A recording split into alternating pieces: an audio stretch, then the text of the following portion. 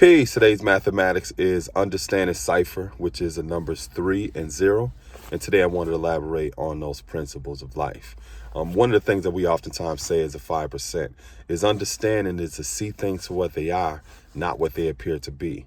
And a cipher is any person, place, or thing. So when you look at those principles in conjunction with each other, understanding cipher also means to see people, places, and things for what they are, not what they appear to be.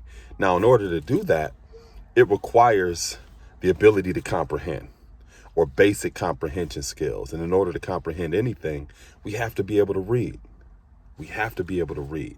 Reading is not just simply the ability to process written text and to understand its meaning, but I'm also talking about being able to read people, read body language, read places or the environments that we're in, and also be able to read the things that we engage or we're confronted with or that we see along the landscape of life. Reading functions in both of those various different capacities, and it affects our ability to comprehend things. When you look at some of the recent studies in regards to reading comprehension across America, people on average are either at or below the standard of reading. When you look at 3rd, 4th, and 5th graders in various different school districts, you also see a disparity in terms of reading comprehension. And one of the other things that you also see is when you have children who grow up in communities where the income level is different in comparison to children who grow up in urban environments or rural environments where the income is different, you see a huge disparity in terms of their standardized tests or their ability to perform when it comes to reading comprehension. And what that means is our outcomes or our ability to comprehend and to compute things, or to be able to read things not only in terms of a formal or written way, but read people, places, and things, that outcome is oftentimes a result of our income.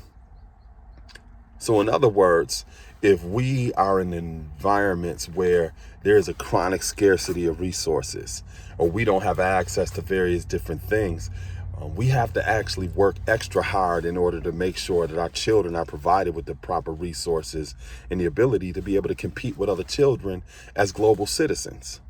Because usually children who live in urban and rural environments who have that chronic scarcity of resources and don't have access to various different things don't have the ability to perform on the same level of children that grow up in environments where the parents and the guardians and their community actually has the income to produce greater outcomes. So in terms of understanding cipher or seeing things for what they are, not what they appear to be, it requires the ability to basically comprehend things. And in order to do that, we have to be able to read, not just read the written text in terms of processing what is on the paper and grasping what that means, but also read the people and the body language and the people that's around us, or the things and the environments and all of those various different things. And that also means that we need to be engaged in terms of what is happening within our local communities. Where are certain resources being allocated? Why are they being allocated into certain areas? Where are certain projects, programs, and initiatives accessible to us and our children? Because we're going to have to be able to read into all of that if our children are going to have the necessary resources for them to be able to not just survive, but to be able to thrive and compete with other children as global citizens. So understanding cipher is more than just seeing things for what they are, not what they appear to be.